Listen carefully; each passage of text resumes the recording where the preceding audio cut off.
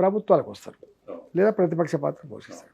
వచ్చిన తర్వాత చేయాల్సిన ఏ పార్టీ అయినా కూడా దానికి ఉండే మొట్టమొదటి సిద్ధాంతం కమ్యూనిస్ట్ పార్టీ అయినా సోషలిజం తీసుకొచ్చి పెడతారా? బెంగాల్ ఉన్నది, బెంగాల్లో సిపిఎం పార్టీ అధికారంకి వచ్చింది, ఏమొచ్చింది? అక్కడ సోషలిజం వచ్చిందా? ఈ దేశంలో 29 రాష్ట్రాల్లో ఎట్లా పరిపాలన కొనసాగిందో మంచికో చెడుకో కొనసాగింది తప్ప సిపిఎం పార్టీ అధికారానికి వచ్చినంత మాత్రాన మొత్తం మార్క్సిజం అక్కడ రాలేదు, లెనినిజం రాలేదు, ఈ సోషలిజం అంత అక్కడ కూడా రాలేదు.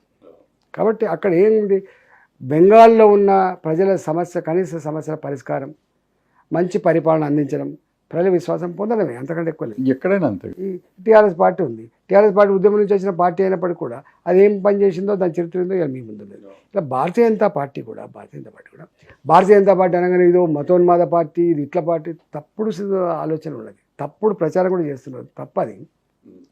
భారతీయ జనతా పార్టీ ఇవాళ గుజరాత్లో 27 సంవత్సరాలు పాలించిన తర్వాత మళ్ళీ 5 ఏళ్ళు అధికారం కట్టబెట్టిండ్రు. అంటే అర్థం ఏంటి అంటే గుజరాత్ ప్రజానీకానికి ఆ ప్రభుత్వం వాళ్ళ ఆస్పిరేషన్స్కి అనుగుణంగా, వాళ్ళ ఆలోచనకు అనుగుణంగా, వాళ్ళ వేవ్లెంత్కి అనుగుణంగా, ప్రజల వేవ్లెంత్కి అనుగుణంగా పాలించింది కాబట్టి ఉంది కదా. అనేక రాష్ట్రాల్లో భారతీయ జనతా పార్టీ ఉంది. ఆడ భారతీయ జనతా పార్టీ మతోన్మాదం చేస్తుందా?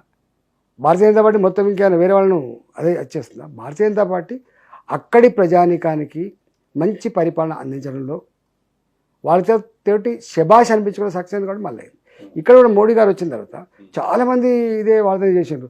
మోడీ గారు వచ్చి దేశం ఏమైపోతుంది, ఏమైపోయింది? లుంబిని పార్క్ బాంబు పేలుడు లేవు మోడీ గారు వచ్చిన తర్వాత. దిల్షుక్ నగర్లో అమాయకులైనటువంటి జాగాలలో ప్రజలు బాంబ్ బ్లాస్టర్లో ఇప్పటికి కూడా జీవోత్సవాల్లో బతుకున్నారు.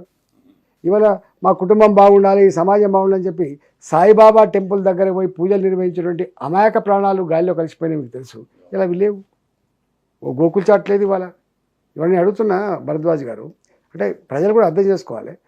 మోదీ గారు పరిపాలించిన 10 సంవత్సరాల కాలంలో ఎక్కడన్నా బాంబ్ బ్లాస్ట్లు ఉన్నాయా? అమాయకులు చావులు ఉన్నాయా చెప్పండి? ఇవాళ మెటల్ డిటెక్టర్లు ఉన్నాయా షాపులు కాడ చెప్పండి? సెక్యూరిటీ పర్సన్స్ ఉన్నారా చెప్పండి? బయటికి పోయిన కొడుకు మళ్ళీ తిరిగి వస్తున్నాడు ఆడో, బయటికి పోయిన భర్త ఏమైతే ఆందోళన లేదు. ఇవాళ ఒక ప్రశాంతమైన వాతావరణం ఉంది కదా భరద్వాజ్ గారు. ప్రజలకు ఏం కావాలి? ప్రశాంత వాతావరణం కావాలి. అంటే ఈ దేశంలో నాకు భద్రత ఉందనే విశ్వాసం కావాలి. గదే ఇచ్చింది కదా మోడీ గారు. ఇంకా మోడీ గారు ఏమి ఇచ్చిండు? 1947 నుంచి మొదలుపెట్టి 2014 వరకు ఒక 75 ఎయిర్పోర్ట్లు ఉండే, 153 ఇచ్చిండు. ఇలా మీరు చికినపాటి ఎలివేషన్ పోతే ముక్కు మూసుకొని పోయేటోళ్ళు మీరు. పందికొక్కులు, ఎలుకలు, ఈగలు, దోమలు, మలమూత్రాలు, కంపు వాసన ఉండేది. ఇలా ఉండదా అండి అక్కడ? చెప్పండి. ఒకప్పుడు కాశ్మీర్కి పోవాలంటే అమ్మో అక్కడ ఏమైద్దో చచ్చిపోతామనే భయం ఉండే. లాల్ చౌక్లో మన భారత భూభాగంలో లాల్ చౌక్లో మూడు రంగుల జెండా, మన జెండా ఎగరాలంటే ప్రాణం పోవాల్సిందే కదా. చెప్పండి. ఇవాళ 75 ఏళ్ళ క్రితం పెట్టబడ్డది 370 ఆర్టికల్. ఇలా ఈ దేశంలో భాగమని మనం అంటున్నాం. ఇవాళ అక్కడ ఇది భారత్లో భాగమని, అది కూడా ఒక స్విట్జర్లాండ్ లాంటి దేశంగా ఎట్లా ఎదిగిందో అట్లాంటి వాతావరణం ఇక్కడ ఉంది. బ్రహ్మాండమైనటువంటి టూరిజం డెవలప్ అయ్యే ఆస్కారం ఉంది, వేరే రకంగా ఆర్థికంగా డెవలప్ అయ్యే ఆస్కారం ఉంది.